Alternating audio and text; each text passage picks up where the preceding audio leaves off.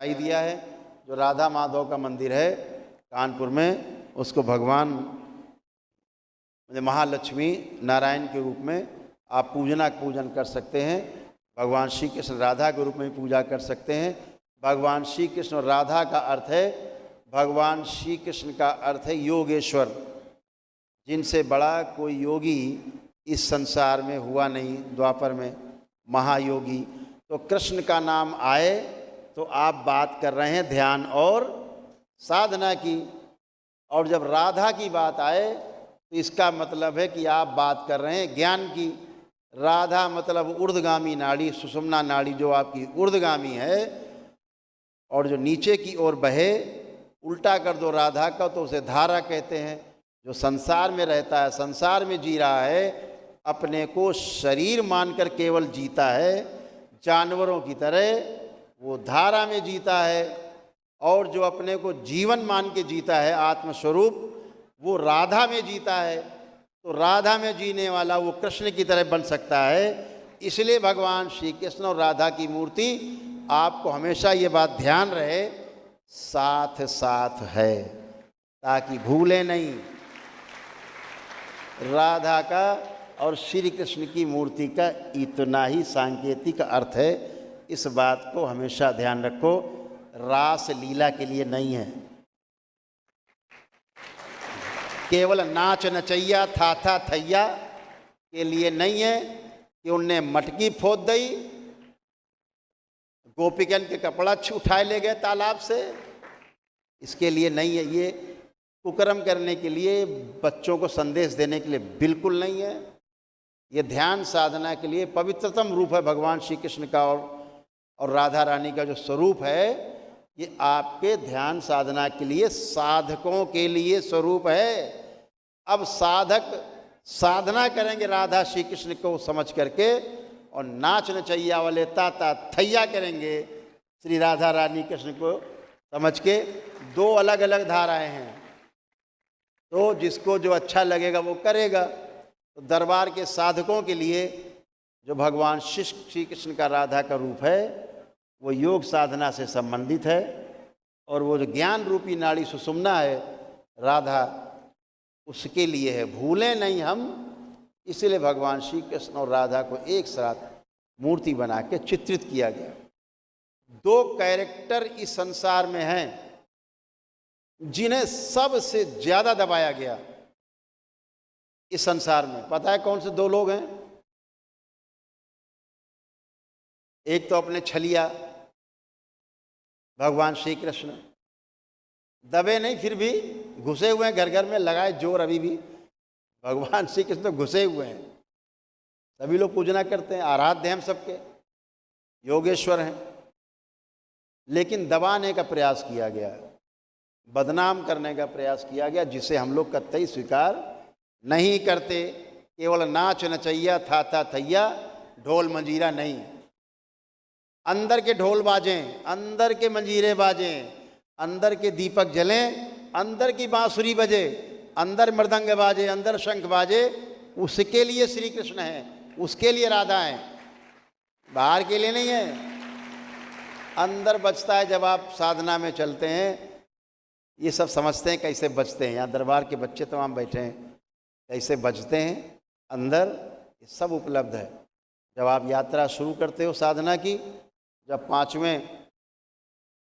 तंत्र की 5वीं लेवल की साधना आपकी पूरी हो जाएगी, तो आप उस क्षेत्र में उतरेंगे जहाँ आपको इन सब चीज़ों का स्वयं अनुभव होगा, है ना। तो इस कैरेक्टर को बदनाम करने की तमाम हमने पुराणों में पढ़ा है। ऐसा ऐसा लिखा है भगवान श्री कृष्ण के बारे में, राधा रानी के बारे में। आप पढ़ोगे और पन्ना जरूर फाड़ दोगे। आप पढ़ करके अपने बच्चों को नहीं सुना सकते। वो सब लिखा है पुराणों में हमारे नालायकों ने, कुछ नालायकों ने पन्ने जोड़ दिए, अलग से जोड़े गए पन्ने। कहीं पन्ने फाड़े गए हैं तो कहीं नए पन्ने जोड़े गए हैं, जिनको अपने स्वयं के ज्ञान से समझना है, बचना है कि सत्य क्या है। भगवान श्री कृष्ण ऐसे नहीं हो सकते, वो योगेश्वर थे, वो कामुकता से भरे हुए नहीं थे जैसे दिखाते हैं कि दिन भर गोपियों के साथ रासलीला, दिन भर राधा के साथ रासलीला और बच्चे पैदा करना, दूसरा कोई काम नहीं। ये सब गंदगी करके भगवान श्री कृष्ण को, उस इतने बड़े चरित्र को जो हमारा आराध्य है, हमारा मतलब रोल मॉडल है, उसको दबाने का काम किया गया। और एक और कैरेक्टर इस सृष्टि के अंदर सबसे महत्वपूर्ण, जो सतयुग में भी रहे, त्रेता युग में भी रहे, द्वापर में भी रहे, चिरंजीवियों के रूप में जो 7 चिरंजीवी हैं, उनमें से वो आज भी हैं, जिनका नाम भगवान परशुराम है। उस कैरेक्टर को भी दबाने की बहुत कोशिश हुई है इस देश के अंदर, हमारे देश के अंदर। उनको ऐसा कुचला गया है कि जिनकी मूर्ति आज घर घर में होनी चाहिए थी, आज राम की नहीं, घर घर में परशुराम की मूर्ति होती अगर उनको दबाया नहीं गया होता। बहुत दबाया गया इस कैरेक्टर को, जाति के नाम पे दबा दिया गया और हत्यारा हत्यारा कह करके उनके कैरेक्टर को दबाया गया और कुचला गया। इस बात की ये दरबार कड़ी निंदा करता है और भगवान परशुराम को हम लोग इतना सम्मान देंगे कि दरबार उनके लिए भगवान परशुराम का एक विशाल मंदिर ये दरबार तैयार कराएगा, विशाल मंदिर। और जो उनकी यश गाथा है वो पूरे संसार में फैले, जो उनका चरित्र है लोग अपने जीवन में ढालें।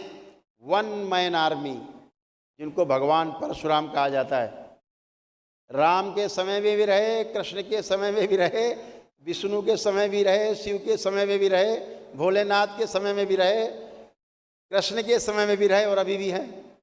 कैसा कैरेक्टर है, कैसा अद्भुत है कोई कैरेक्टर ऐसा? ऐसे किसी ऋषि मुनि के बारे में जानते हैं जो रहा हो? नहीं, केवल एक भगवान परशुराम। क्यों?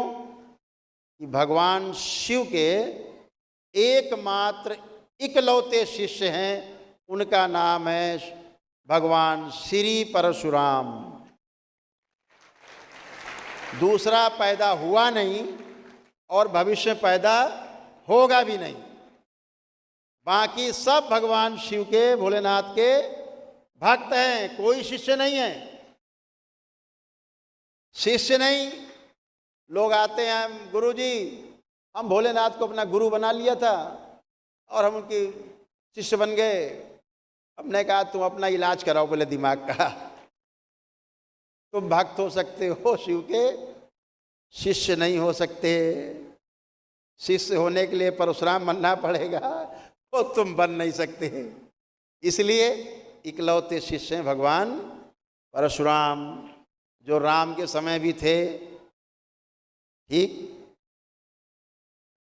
कृष्ण के समय में भी थे। कृष्ण को सुदर्शन चक्र देने वाले भगवान परशुराम ही थे। तब भगवान श्री कृष्ण दुष्टों से अपनी रक्षा कर पाए। समझ गए? तो जहाँ भगवान परशुराम के मंदिर हो, आपके यहाँ खूब जा करके परशुराम जयंती में केवल लोग मनाते हैं भगवान परशुराम को, केवल परशुराम जयंती में। दरबार में देखो भगवान परशुराम की दिन भर में ये ब्राह्मण देवता बैठे हैं, कितनी बार पूजा होती होगी? कम से कम 4 पहर पूजा होती है भगवान परशुराम की दरबार में। बाबा के साथ साथ, भोलेनाथ के साथ साथ, माता के साथ साथ भगवान परशुराम की, लक्ष्मी नारायण की पूजा 4 पहर होती है, रोज होती है। केवल परशुराम जयंती पे ही नहीं होती, रोज होती है, क्योंकि उनके बगैर दरबार अधूरा है। जहाँ शिष्य नहीं वहाँ गुरु नहीं, तो जहाँ भगवान परशुराम नहीं वहाँ भोलेनाथ नहीं। इसलिए भगवान भोलेनाथ के साथ साथ भगवान परशुराम की आभा भी आप सबका संरक्षण करती है, आप सबको आशीर्वाद देती है और आप सबको स्वस्थ रखती है, प्रसन्न रखती है, दुष्टों से रक्षा करती है। तो सभी लोग प्रेम से बोलिए भगवान परशुराम की। फिर से बोलिए और जोर से। बोलिए भगवान परशुराम की। ये दरबार सदैव आपको, आपके साथ, भोलेनाथ के साथ, उनको हमेशा याद रखिए, हमेशा आपके साथ आभा के रूप में रहते हैं, हमेशा रहते हैं इस दरबार में। हम लोग बहुत सौभाग्यशाली, हमारे साथ तमाम बच्चे उनके दर्शन कर पाते हैं, सब कुछ कर पाते हैं। बाबा के साथ साथ, माँ के साथ साथ उनके भी दर्शन कर पाते हैं। ये हम लोगों को सौभाग्य प्राप्त है। और 5वें लेवल की तंत्र की दीक्षा के बाद जब पार कर लेंगे, आप में से बैठा वो हर व्यक्ति तो साधना की सही राह पे चलेगा, उनके दर्शन भोलेनाथ के साथ साथ कर पाएगा। ध्यान रखिए।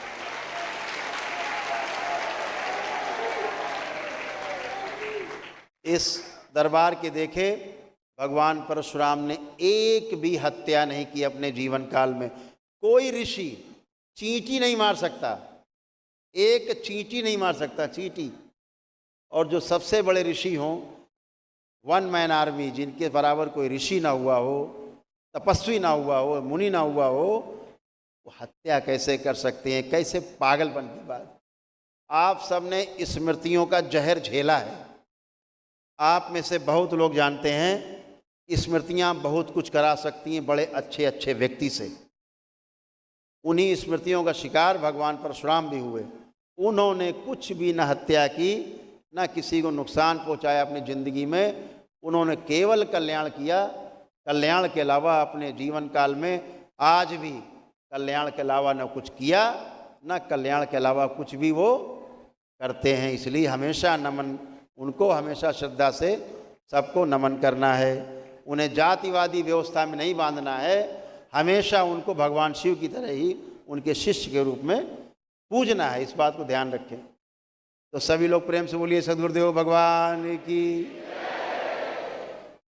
तो बातें तो बहुत होती रहेंगी। क्या समय हो गया? तो माता की आरती होने वाली है।